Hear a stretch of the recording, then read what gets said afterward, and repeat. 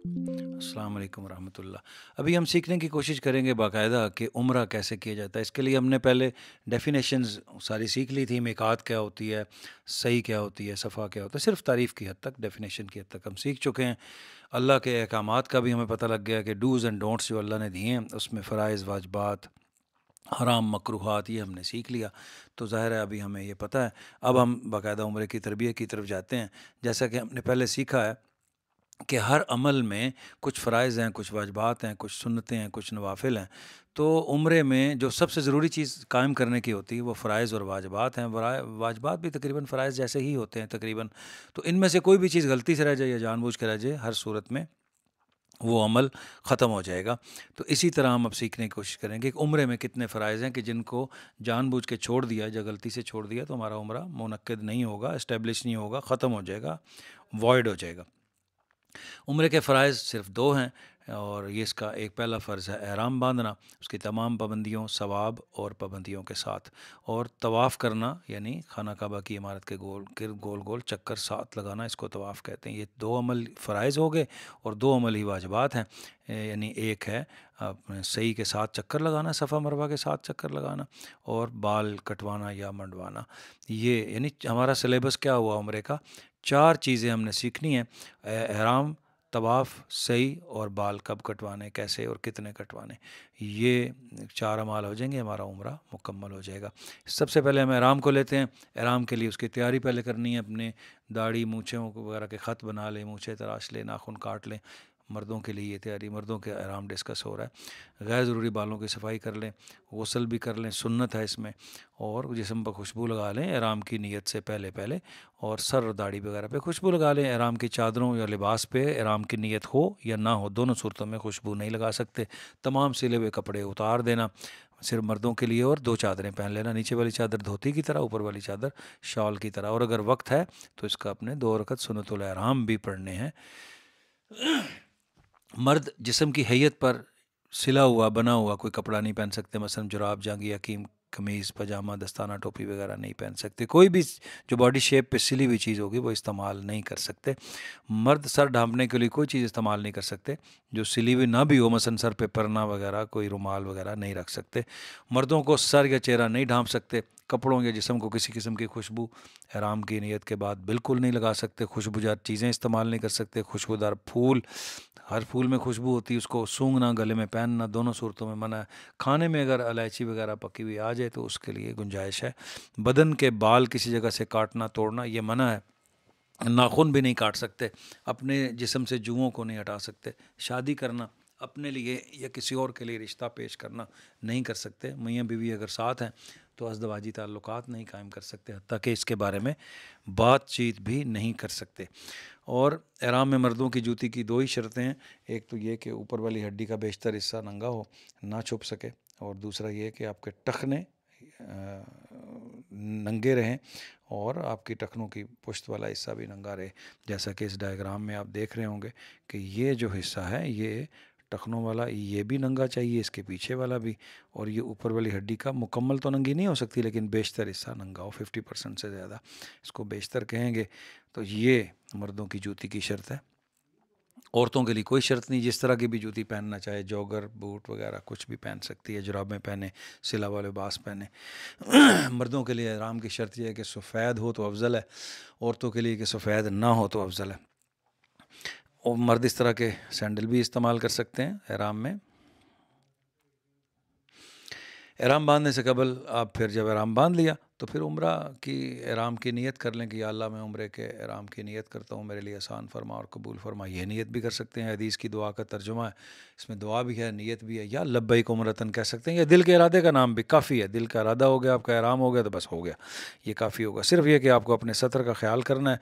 मर्द का सतर क्या है आपको पता होना चाहिए कि नाफ समेत, नाफ यानी बेली बटन जिसे कहते हैं, अम्बलाइकस कह लें, बेली बटन, इसके सरकमफ्रेंस में पूरे पेट का हिस्सा ये ढांपा हुआ होना चाहिए, और घुटनों समेत, नाफ समेत, घुटनों समेत, दरमियान में सारा हिस्सा कवर्ड करेंगे। तो नाफ से थोड़ा ऊपर रख लें, घुटनों से थोड़ा नीचे रखें, एड़ी से, टखने से ऊपर ऊपर, घुटनों से नीचे, तो जायज़ होगा बिल्कुल। औरतों के लिए सतर क्या होगा कि उनका दोनों हाथ, दोनों पाँव और चेहरा सिर्फ नंगा कर सकती हैं, बाकी किसी की कोई बिल्कुल गुंजाइश नहीं है।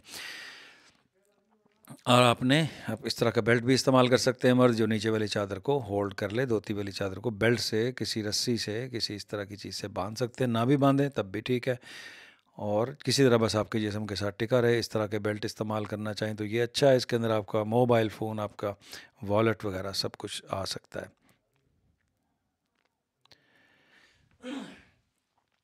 आराम पहन लिया, नियत कर ली, और उसके बाद आप फिर तलबिया पढ़ सकते हैं। तलबिया कम अज़ कम एक दफ़ा पढ़ना तो फ़र्ज़ होगा, और ज़रूर पढ़ें, लाज़म है कि उसमें ये लब्बैक अल्लाहुम्मा लब्बैक लब्बैक ला शरीक लक लब्बैक इन्नल हम्दा वन निअमत लक वल मुल्क ला शरीक लक। मर्द औरत दोनों तलबिया पढ़ेंगे एहराम की नीयत से बाद। और इसको फिर उसके बाद आप, यानी इसके पहले आप उसके साथ दो नफल भी पढ़ सकते हैं, और जो एहराम की नीयत के साथ होंगे इसको सुन्नतुल एहराम कहते हैं। यानी पहले आपने एहराम पहनना है, फिर नफल पढ़ने हैं, और फिर उसके बाद आप तलबिया अदा कर सकते हैं। मर्दों के लिए, औरतों के लिए ये तरतीब होगी। मर्द ज़रा कदरे बुलंद आवाज़ से तलबिया पढ़ेंगे, यानी ऐसी आवाज़ के साथ वाला सुन ले बस काफ़ी होगा, ज़्यादा गले फाड़ फाड़ के नहीं पढ़ना। और औरतें पस्त आवाज़ में, यानी अपनी आवाज़ ख़ुद तक पहुँच जाए बस काफ़ी, सरगोशी की तरह तो काफ़ी होगी। तलबिया के तलफ़्फ़ुज़ भी अच्छा करें, और इसके मानी मफ़हूम भी समझें कि अल्लाह रब्बुल इज़्ज़त से क्या अर्ज़ कर रहे हैं। ख़वातीन के लिए एहराम और तलबिया का क्या फ़र्क है? एहराम से पहले वो भी गुस्ल करेंगी मर्दों की तरह, सुन्नत है, गुस्ल कर लें तो सवाब है, फ़र्ज़ वाजिब नहीं है, लेकिन बहरहाल सुन्नत है, सवाब से खाली नहीं है। नापाकी की हालत हो, अय्याम हो, तो गुस्ल ज़रूर करें, उसके बाद दो नफल नहीं पढ़ सकती। अक्सर उलमा के नज़दीक ख़वातीन पस्त आवाज़ में तलबिया कहेंगी कि अपनी आवाज़ ख़ुद तक पहुँच जाए, काफ़ी है। औरतों का एहराम भी मर्दों की तरह है, फ़र्क सिर्फ ये है कि औरतों को सिले हुए कपड़े पहनने चाहिए। मर्दों की तरह होने का मतलब इसकी पाबंदी में मर्दों की तरह ही है। लिबास का फ़र्क है कि औरतें सिले हुए कपड़े पहन सकती हैं, नकाब अगर डालना हो तो चेहरे पे इस तरह डालेंगी कि कपड़ा सिर्फ चेहरे को टच ना हो और चेहरा छुपा रहे, तो बस काफ़ी होगा, इंतहाई सवाब का बायस होगा। हजूम के मौके पर नकाब डालने से गिर जाने का ख़तरा हो, घबराहट हो, तो नकाब उतार सकती हैं। और औरतों के लिए मोज़े, दस्ताने, हर किस्म के जूते पहनना सब जायज़ है। ज़ेवर तक पहन सकती है, मगर ना पहनेगी तो ज़्यादा सवाब होगा। इस तरह का हमने देखा है कि लोग, अरबों को देखा है कि इस तरह ऊपर पी कैप पहन के आगे कपड़ा लटका लेते हैं, तो पर्दा भी हो जाता है, नीचे से हवा भी मिलती रहती है, चेहरे को कपड़ा टच नहीं करता। अभी यहाँ हज उम्रे की दुकानों पे पाकिस्तान में मैंने देखा है कि पी कैप पर्दे वाली मिल रही है, जो सिर्फ पी होती है और आगे से फिर वो कपड़ा लगा हुआ होता है, वो भी आप ले सकते हैं, इसमें कोई हर्ज ना होगा। औरतों के लिए बाकी अमाल में क्या फ़र्क है? औरतें तवाफ़ में इज़्तबा यानी मोंडा नंगा नहीं करेंगी, और पहले 3 चक्रों में रमल नहीं करेंगी, यानी अकड़ के पहलवानों की तरह नहीं चलेंगी। मर्दों के लिए इज़्तबा सुन्नत है, सवाब इंतहाई सवाब का बायस है, रमल करेंगे तो नफ़ल है, इसका भी सवाब है। और अगर औरतों के लिए ये हुक्म नहीं है, नहीं करेंगी तो ज़्यादा सवाब है। तलबिया आहिस्ता आवाज़ में पढ़ेंगी, दौरान सही सब्ज़ सतून, या पहले सब्ज़ सतून होते थे, अब सब्ज़ लाइटें एलईडीज़ लगी हुई हैं, तो उसके दौरान ना औरतें नॉर्मल चलेंगी, मर्द तेज़ चलेंगे। अगर औरत मर्द साथ हैं तो मर्द तेज़ चल के, यानी हल्की जॉगिंग करके आगे जाके खड़ा हो जाएगा, औरत को साथ लेके फिर आगे चले जाएगा। हजर अस्वद पर मर्दों का हजूम हो तो बोसा ना दें, बिल्कुल ना दें, वहाँ बहुत रश होता है। अगर आपको पक्का यकीन हो कि आपका जिस्म किसी गैर मर्द से नहीं टकराएगा, किसी औरत को धक्का नहीं देंगी, और किसी मर्द औरत से धक्का खाएंगी भी नहीं, और फिर आपको पक्का यकीन है, तो फिर आप उसको इस्तलाम यानी बोसा दे सकती हैं, वरना दूर से इस्तलाम करेंगे तो ज़्यादा सवाब का बायस होगा। मर्दों के लिए भी यही पाबंदी है कि वो धक्का दिए बगैर, अगर, क्योंकि धक्के को उलमा ने हराम लिखा है, और एक हराम काम में मुब्तला होकर सुन्नत अदा करना तो कोई अक्ल की बात नहीं, इसलिए इससे बचेंगे और दूर से इस्तलाम कर लेंगे। बहुत रश होता है, तो उलमा ने लिखा है कि इसमें ज़्यादा सवाब यही है कि आप दूर से इस्तलाम कर लें, आजकल के रश के हवाले से। सही के अख्ताम पर आप अपने बाल ख़ुद भी काट सकती हैं, और किसी औरत से कटवा सकती हैं, और मोटी चुटिया को आखिरी हिस्सा पकड़ के 1-1.5 इंच बाल काटने होते हैं। और दूसरा यह कि किसी महरम मर्द से भी कटवा सकती हैं, लेकिन मस्जिद में ऐसा बिल्कुल बिल्कुल भी नहीं करना, अपने कमरे में जाके करना है। बेपर्दगी भी नहीं होगी, और बाल भी मस्जिद में गिरने से महफूज रहेंगे। मुकाम इब्राहीम पर भी जब हर तवाफ़ के बाद, चाहे वो नफली हो, चाहे वो फ़र्ज़ हो, चाहे वाजिब हो, वो आपने 2 नफल हर तवाफ़ के बाद पढ़ने होते हैं, तो वो तवाफ़ के नफल इतनी दूर मुकाम इब्राहीम से पीछे पीछे पढ़ें, या हरम में किसी भी जगह पढ़ लें जहाँ मर्दों का हजूम ना हो, आप टकराएं नहीं किसी के, किसी से डिस्टर्ब ना करें, तो ज़रूर पढ़ लें। नापाकी की हालत में मस्जिद में बिल्कुल औरत मर्द कोई भी दाखिल नहीं हो सकता, हत्ता कि अपने मोहल्ले की मस्जिद में नहीं दाखिल हो सकता, तो हरम में भी नहीं हो सकता। तो जब पाक होंगे फिर ही आ सकते हैं। नापाकी की वजह से अगर तवाफ़ ज़ियारत का मतलब हज का तवाफ़, अगर नापाकी के अयाम आ गए हज में और तवाफ़ ज़ियारत अभी नहीं किया, तो ज़ाहिर है उसका सारे अमाल करके अपने होटल में इंतज़ार करेंगी। जब वो पाक होंगी गुस्ल करके दोबारा जाएंगी और तवाफ़ ज़ियारत करेंगी। कोई दम वगैरह इस पे नहीं है, बल्कि औरत को सहूलत हो जाती है कि रश उस वक्त तक कम हो चुका होता है। अगर फ़्लाइट लेट करानी पड़े तो करनी पड़ेगी। तवाफ़ ज़ियारत किसी सूरत में औरत नहीं छोड़ सकती। और नापाकी की हालत में वतन वापस आने का टिकट का टाइम हो गया और तवाफ़ विदा नहीं किया। तवाफ़ुल विदा में गुंजाइश है कि तवाफ़ुल विदा ऐसी नापाक औरत पे कि जिसके अयाम आ गए बेचारी पे, तो वो उसके लिए मुआफ़ है। तवाफ़ ज़ियारत माफ़ नहीं है, तवाफ़ विदा माफ़ है। बेपर्दगी की वजह से मर्दों की धक्कम पेल में घुसना सब गुनाह कबीरा है, इससे बचना है। हज मबरूर का मतलब नेकी वाला हज अगर आप करना चाहते हैं तो इस सब से बचना ज़रूरी है। हरम में नमाज की सूरतों में औरतों के लिए मखसूस जगहों पर नमाज़ पढ़ें, मर्दों के साथ मिक्स होकर नहीं पढ़ें। और एहराम की हालत में जिन अफ़ाल की ममानियत नहीं है, यानी सामान सर पे कोई ऐसा उठा सकते हैं, मर्द कोई ऐसे सैंडल पहन सकते हैं जैसे मैंने आपको पहले बताया वो पहन सकते हैं, घड़ी या अंगूठी पहन सकते हैं, आला समाद यानी हियरिंग एड का इस्तेमाल कर सकते हैं, गले में शनाख्ती कार्ड पट्टा वगैरह जो ग्रुप ऑर्गेनाइज़र आपको देगा वो इस्तेमाल कर सकते हैं। ऐनक कॉन्टैक्ट लेंस ना इस्तेमाल कर सकते हैं। अगर बिल्कुल बेदम हो गए, बेहोशी करीब है, तो आप ठंडक की नीयत से नहा भी सकते हैं, बग़ैर साबुन के। मैल दून करने की नीयत नहीं, ठंडक हासिल करने की नीयत से। एहराम की चादर गंदी या नापाक हो जो तब्दील कर लें, उसी को धो के पहन लें। और अगर बाथरूम जाते हैं, आप नज़र आता है आपको बाथरूम में आपकी चादरें टकराएंगी तो नापाक होंगी, दोनों चादरें उतारें, टांगें और आप अपनी ज़रूरत से फ़ारग होकर दोनों चादरें दोबारा बांध के बाहर आ जाएं, काफ़ी होगा, कोई इसमें मानत नहीं है। सर्दी लगे तो आप एहराम की चादर चेंज भी कर सकते हैं, कोई गर्म कंबल इस तरह की चादर इस तरह इस्तेमाल कर सकते हैं, कोई मना नहीं है। ये एहराम इसकी मोटी मोटी है तारीफ़। और एहराम आपने मिकात से पहले बांधना होगा मर्द औरत ने, या मिकात पर बांधना होगा। मिकात गुजर गई तो एहराम बांधा तो आपको दम देना पड़ेगा। पाकिस्तान से जब जाएंगे तो एयरपोर्ट से बांध दें, जहाज़ में भी बांध सकते हैं। मिकात आने से पहले पहले एयरपोर्ट से आसान होगा, घर से बांध लें उससे भी आसान हो जाएगा। और अगर आप मदीना से कर रहे हैं तो मदीना में अपने होटल से बांध लें, या मिकात मदीना पर जाके बांध लें, मिकात मदीना के बाद ना बांधें। और ये भी याद रखें, अगर ट्रेन स्टेशन से ट्रेन से जा रहे हैं मदीना से मक्का, तो ट्रेन स्टेशन मिकात से बाहर है, बाद है, तो उधर एहराम बांधेंगे तो बिल्कुल वैलिड नहीं होगा। एहराम हो जाएगा, उम्रा भी हो जाएगा, लेकिन उसके बाद आपको दम देना पड़ेगा और एक वाजिब को तर्क करने के, वायलेट करने के वो ज़िम्मेवार होंगे। इसलिए एहराम बांधना कहाँ है, मिकात पर या मिकात से पहले पहले। ट्रेन स्टेशन मिकात से बाहर है। इसके बाद हमने पहला फ़र्ज़ सीख लिया, जिसका आप जैसे मैं आपको पहले बताया था कि उम्रे में हमने 4 चीज़ें करनी है, एहराम, तवाफ़, सई और बाल कटवाना। तो हमने एहराम सीख लिया। अब दूसरा फ़र्ज़ है उम्रे का तवाफ़ करना। तवाफ़ का मतलब इस इमारत के गिर्द 7 चक्कर लगाना। 4 कोने हैं इमारत के, हजर अस्वद के कोने से शुरू करना और इसी पे ख़त्म करना, इस अमल को एहराम कहते हैं। तब हम बार बार तलबिया पढ़ रहे थे, जैसे ही हमारा तवाफ़ शुरू हुआ तलबिया बंद हो गया और इस तरह हमने हालत इज्तबा इख्तियार कर ली, जैसे इन हाजी साहब ने किया हुआ है। इन्होंने आप देखें तो इन्होंने अपना मुंडा नंगा किया हुआ है। इन सब ने ये उम्रे का तवाफ़ कर रहे हैं। जिन्होंने नहीं किया ये गालिबन नफली तवाफ़ कर रहे होंगे।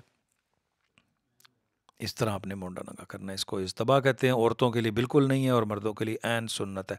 लेकिन सिर्फ तवाफ़ के 7 चक्करों में ना पहले करना है ना बाद में करना है।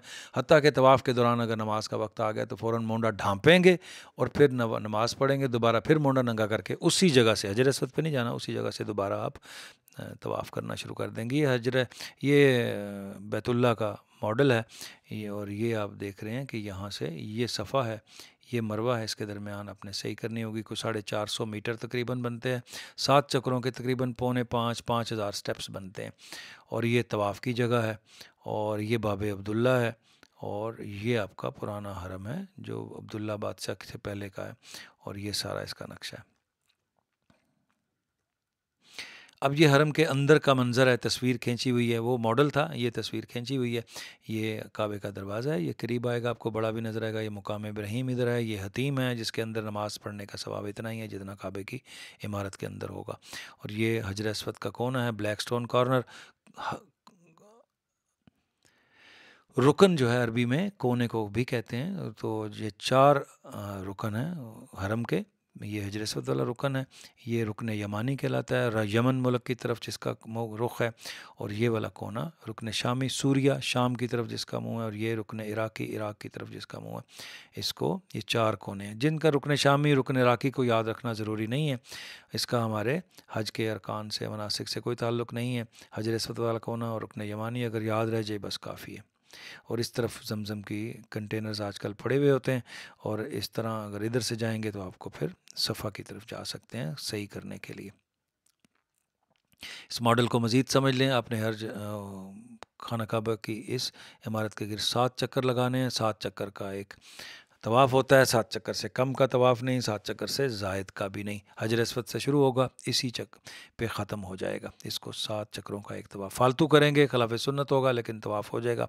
कम करेंगे तो तवाफ़ होगा ही नहीं। और ये हतीम का आपका मंज़र है। ये हतीम है जिसके अंदर नमाज़ पढ़ने का सवाब इतना ही है जितना आप खाना काबा की इस इमारत के अंदर है। ये वाला दरवाज़ा खुला होता है, ये बंद होता है पक्का पक्का। इधर से आप दाखिल हो सकते हैं। मर्द औरतों का अलग-अलग टाइम कर दिया गया है, वहाँ से आप नमाज़ पढ़ने के लिए जा सकते हैं। इमाम साहब ये खड़े हुए हैं इस जगह इमामत। हतीम में काफ़ी रश होता है। अब आपको यकीन हो कि आप किसी को धक्का दिए, जलील किए या जलील हुए बगैर जा सकते हैं, ज़रूर जाएं। अगर ऐसा हो तो बिल्कुल मत जाएं। आप बड़े गुनाह में मुब्तला होकर छोटी नेकी करेंगे, इसलिए इससे बचें। जैसे ही आप आखिरी दफ़ा इसको देख लें, जैसे हाजी साहब खड़े हुए हैं और इनका सर भी नंगा है, मुंडा भी नंगा है। और ये मॉडल हमने बनाया और ये 7 चक्कर करेंगे हजर अस्वद के। यानी ये सब्ज़ लाइट लगी हुई है, ये हजर अस्वद की सीध को अंदाज़न बताती है। इस पे जब पहुँचेंगे तो इस्तलाम करेंगे। 7 चक्करों का एक यानी तवाफ़ होता है। 7 चक्कर और 8 इस्तलाम हो जाएंगे। और अपने तवाफ़ के दौरान खाना काबा को ना देखने का ज़्यादा सवाब है। देखेंगे तो सवाब कम हो जाएगा। ना पुश्त करना है, ना बैक साइड करनी, ना फ्रंट साइड, ना सीना, ना पुश्त। और पहले और आखिरी चक्कर में सीना चेहरा कर सकते हैं। और बाकी दरमियान के जो 6 इस्तलाम होंगे आपने वो सिर्फ हथेलियाँ सिर्फ उस तरफ करनी है। और आपने सीना चेहरा सीधा रखना है, निगाह भी कोशिश करनी सीधे रखें। 7 चक्कर 8 इस्तलाम के साथ आप तवाफ़ कर लें तो बस काफ़ी होगा। जैसे जी हाजी साहब कर रहे हैं, 1 सेकंड के लिए रुकते हैं। वो हजर अस्वद वाले कोने पे क्यों रुकते हैं? इस्तलाम करते हैं। इस्तलाम हजर अस्वद के अलावा किसी का नहीं है। और 7 चक्कर 8 इस्तलाम। और सही में कोई इस्तलाम नहीं, किसी और जगह कोई इस्तलाम नहीं। खाना काबा के किसी और कोने को छूने का कोई सवाब नहीं है। हजर अस्वद के से पहले जो कोना आता है रुकन यमानी, उसको छू सकते हैं, वो नफल अमल है, मुस्तहब है, सिर्फ तवाफ़ के दौरान। लेकिन आप जब एहराम वाला तवाफ़ होगा यानी उम्रे का, तो उसमें आप ना छुएं, क्योंकि खाना काबा के हर कोने, हर गुलाफ पे, गुलाफ की हर जगह खुशबू लगी थी। आपको खुशबू लगेगी, आपको दम पड़ेगा, तो इसलिए वो ना करें। तवाफ़ काबा को मज़ीद समझ लें कि हर किस्म का नफली फ़र्ज़ या वाजिब तवाफ़ 7 चक्रों का होता है। तवाफ़ करते वक्त काबा आपके बाएं तरफ होना चाहिए। हर किस्म के तवाफ़ में वज़ू भी ज़रूरी है। नापाकी की हालत में कोई मर्द औरत ना मस्जिद जा सकता है, ना तवाफ़ कर सकता है। तवाफ़ के दौरान अगर पहले 4 चक्रों में वज़ू टूट गया तो आपको ज़ीरो से शुरू करना होगा। दोबारा वज़ू करके आएँ, दोबारा करें। अगर बाद में टूटा तो जितने चक्कर मुकम्मल हो गए थे वो शुमार हो जाएंगे। मसलन आप छठा चक्कर कर रहे थे, वज़ू टूट गया, तो 5 चक्कर आपके शुमार हो जाएंगे। और वज़ू करके आएँ तो उसके बाद आप हजर अस्वद पे जाएं और वहाँ से नियत करके दोबारा बाकी चक्कर, यानी 5 मुकम्मल थे, छठा और 7वां कर लें दोबारा। और अगर आप भूल गए 5 चक्कर हैं कि 6 हैं, याद करने पर भी नहीं समझ आ रहा, तो कम चक्रों का गुमान करें, 5 ही का गुमान करके आगे फिर मुकम्मल कर लें।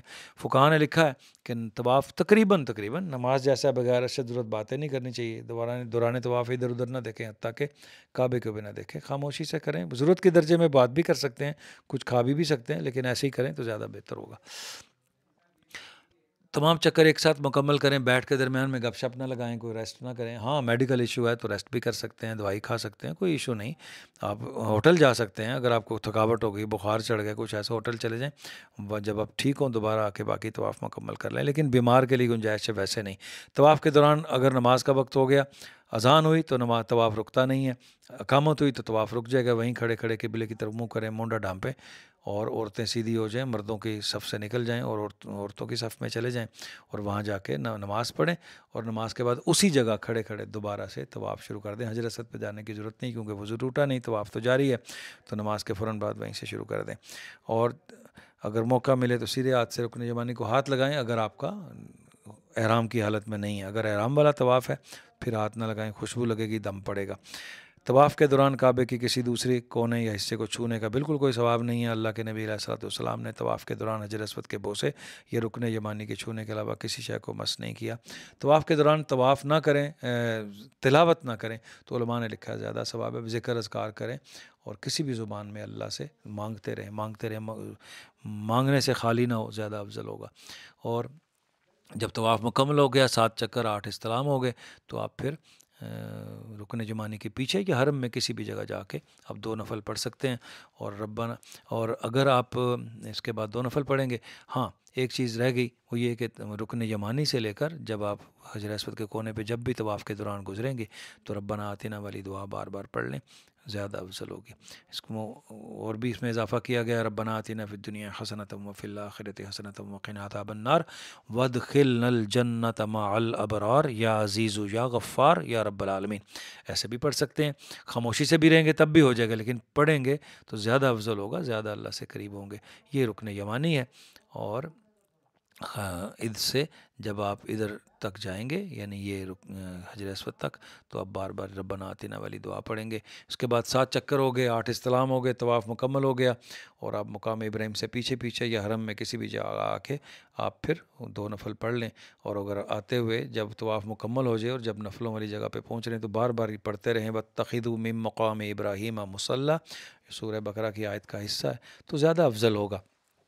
पहली रकत में सूरह काफरून, दूसरे में सूरह इखलास पढ़ लें तो ज़्यादा अफजल है, वरना कुछ भी पढ़ लें हो जाएगा। उसके बाद आप रुकने यानी मुकाम इब्राहीम पर इब्राहीम अलैहिस्सलाम के पाँव के निशान को देखना, ये भी बायस सवाब है, ये कर लीजिए। इसके बाद आप ज़मज़म भी पी लीजिए, ये भी मुस्तहब होगा। ज़मज़म के बाद की दुआ लिख दी, ये भी जहाँ भी आपको पाकिस्तान में किसी भी जगह आपको ज़मज़म पीने को मिले तो अल्लाहुम्मा इन्नी अस्अलुका इल्मन नाफ़िअन व रिज़्क़न वासिअन व शिफ़ाअ मिन कुल्लि दा, ये दुआ पढ़ लें तो ज़्यादा सवाब का बायस होगा। ज़मज़म पीने के बाद आप एक और इस्तिलाम करेंगे जिसे नवा इस्तिलाम कहेंगे, और आप सीधा फिर सही की तरफ चले जाएंगे। इस तरह के कूलर्स भी लगे हुए, इधर से भी ज़मज़म पी सकते हैं। और ज़मज़म पीने के बाद अगर चाहें तो मुस्तहब अमल यानी नफली अमल ये भी है कि मुल्तज़म की सीध में खड़े हो जाएं। टच करने का इसलिए नहीं कह रहा, छूने का, कि इस पर खुशबू लगी होगी तो आप पे लगेगी, आप आराम की हालत में हैं, तो आप इसकी सीध में खड़े हो जाएं। मुल्तज़म खान हजर अस्वद और काबे के दरवाज़े के दरमियान की जगह है। ये दुआओं की कबूलियत की बहुत ऊँची जगह है, इसकी सीध में खड़े होकर दुआ मांग लें, या वैसे भी गुजरते हुए कभी आराम की हालत में ना हो तो जाके छू के सीना चेहरा लगा के आप दुआ मांग सकते हैं। अल्लाह के नबी अलैहि सलाम ऐसे ही करते थे। तो ये मुल्तज़म की जगह है, ये मुल्तज़म है ग्रीन एरिया, और ये मुल्तज़म नहीं है। काबा सारे के सारा इमारत मुक़द्दस है, लेकिन जो मुल्तज़म की अहमियत है वो किसी और की नहीं है। इसके बाद अब नवा इस्तिलाम करेंगे जो कि सुन्नत अमल है, और फिर सही करने चले जाएंगे। भूल गए और सही शुरू कर दी, वापस नहीं आए, सही शुरू करने से पहले पहले याद आ गया तो वापस आके कर लें। और उसके बाद आप सही करेंगे तो ये सही में ये आपको दिखा रहे हैं, ये सब्ज़ लाइटों वाला एरिया जिसमें आपने मर्दों ने तेज़ चलना होगा, कुछ रनिंग नहीं, जॉगिंग करनी है हल्की हल्का, और औरतों ने नॉर्मल चलना होगा।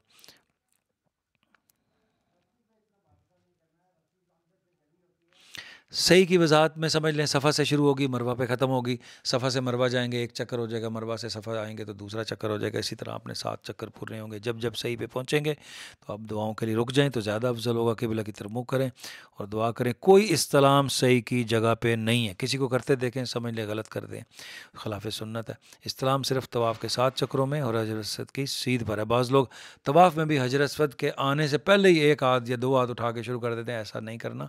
एक ही दफ़ा करना है, और तकरीबन जब अंदाज़ से सीध कायम हो जाए तो उस वक़्त करना है। और इसी तरह जब सही करने जाएंगे तो सही में सफ़ा की तरफ मुँह कर, सफ़ा में जब चढ़ जाएंगे तो सही शुरू करने से पहले आप दुआ मांग सकते हैं कि या अल्लाह मैं सही के 7 चक्रों की नियत करता हूँ या करती हूँ, मेरे लिए आसान फरमा और कबूल फरमा। सही के दौरान खामोशी से भी हो सकता है, तलावत भी कर सकते हैं और दुआएं भी मांग सकते हैं। जब जब सफ़ा पहुँचें, जब जब मरवा पहुँचें, ज़रूर दुआएं करें। एक चक्कर इधर जाएंगे पूरा हो जाएगा, इधर से दोबारा जब जाएंगे दूसरा चक्कर सफ़ा पे पूरा, सफ़ा से मरवा एक चक्कर, मरवा से सफ़ा दूसरा चक्कर, यानी हकीकतन 3.5 चक्कर होंगे तो आपके 7 चक्कर शुमार हो जाएंगे। इसी तरह चौथा चक्कर सफ़ा पे, 5वां मरवा पे, फिर छठा सफ़ा पे और 7वां मरवा पे। और निकलना चाहें तो यहाँ से भी निकल सकते हैं, और वरना जिस दरवाजे से आए हैं वहीं से जाएँ तो ज़्यादा अच्छा होगा, आपके लिए आसानी हो जाएगी। सही में गलतियाँ जो ना करें आप वो ये कि सही में सफ़ा मरवा की तरफ कोई इस्तिलाम नहीं है। ख़वातीन सब्ज़ सतूनों के दरमियान चलेंगी, सब्ज़ यानी लाइटों के दरमियान चलेंगी तो गुनाहगार होंगी। सही के फेरे पे पै दर पै, बैक टू बैक या के बाद दीगरे ना करना भी अच्छी बात नहीं है। तो मेडिकल इशू के अलावा आप नहीं रुक सकते, बार बार थक आहिस्ता आहिस्ता करें, जैसे भी करें तो आप करते रहें। तवाफ़ नफली हो सकता है, सही नफली नहीं है, यानी तवाफ़ सिर्फ और तवाफ़ के बाद, यानी हज का तवाफ़ हो या उम्रे का तवाफ़ हो, बाद में सही है, बाकी किसी तवाफ़ के साथ कोई सही नहीं होगी। सही में एक और भी बात है कि तवाफ़ में वज़ू फ़र्ज़ है, लाजमी है, लेकिन सही में वज़ू सुन्नत है, वज़ू होगा सवाब ज़्यादा है, नहीं होगा तब भी हो जाएगी। इस तरह फिर उसके बाद अपने बाल कटवा लें, मंडवा लें। उस तरह फिरने या ब्लेड लगाने से ज़्यादा सवाब है, बाल कटवाने पे कम सवाब है, लेकिन बहरहाल मुकम्मल हो जाएगा। और औरतें अपनी मोटी चुटिया को पकड़कर बाल काट लेंगी 1-1.5 इंच से ज़ायद, तो काफ़ी होगा। ख़ुद काट सकती हैं, महरम मर्द से कटवा सकती हैं, किसी दूसरी औरत से कटवा सकती हैं, लेकिन अपने होटल में ऐसा करें, हरम के अंदर सही वाली जगह पे ऐसा बिल्कुल ना करें। और दूसरा ये कि मर्द यानी टक नहीं लगा सकते, पूरे सर के बालों को बराबर 1-1.5 इंच काट लें। अगर सर पे इतने बाल हैं, दो शर्तें हुई, एक तो बाल इतने हों, दूसरा बालों की लंबाई भी इतनी हो, तब वो कर सकते हैं। जो कुदरती तौर पर जिनके सर के बाल कम कम है, यानी गंजा है, तो वो नहीं काट सकता ऐसे, वो फिर हर दफ़ा उस तरह ही फेरेगा, चाहे एक दिन में 2 उम्रे करे, चाहे अगले दिन उम्रा कर ले, तो बाल नहीं भी हैं उस तरह फेरना बहरहाल वाजिब होगा। इसके बाद अब आप आम कपड़े पहन लें, आपका उम्रा मुकम्मल हो गया। एक चीज़ कुछ आप दोबारा देख लें कि मक्का में दोबारा उम्रा करने के लिए मीकात कौन सी है। एक तो जौराना है, जहाँ हज़ूर अलैहिस्सलाम ने ख़ुद उम्रा जहाँ से किया, मस्जिद जौराना 25 किलोमीटर दूर है हरम से। और दूसरा आपकी मस्जिद तनाईम है, जिसे मस्जिद आयशा भी कहते हैं, तनीम भी कहते हैं, ये 8 किलोमीटर दूर है। यहाँ से जाके आराम बांध के उम्रा कर सकते हैं। बार बार तवाफ़ करें या बार बार उम्रे करें, दोनों तरह सही है, जैसे आपका दिल करे ऐसे करें। कुछ सहाबा ने भी यहाँ से उम्रा किया तनीम से, हज़रत अब्दुल्ला बिन मसूद, हज़रत आयशा और कुछ सहाबा ने भी किया। जिधर से आपका दिल करे ऐसे करें। और इस दौरान अगर आपको कोई और सवाल हो तो आप मुझसे बार बार व्हाट्सएप मैसेज भेज के आप सवाल कर सकते हैं, इंशाल्लाह मैं आपको जवाब देता रहूँगा। हमारे यूट्यूब चैनल पर ये वीडियोज़ अवेलेबल होंगी, आप वहाँ से भी देख सकते हैं। अब मुझे उम्रे के दौरान, उम्रे के बाद मुझे अपनी दुआओं में याद रखिएगा। जज़ाकल्लाह खैर। अस्सलाम वालेकुम व रहमतुल्लाहि व बरकातुहू।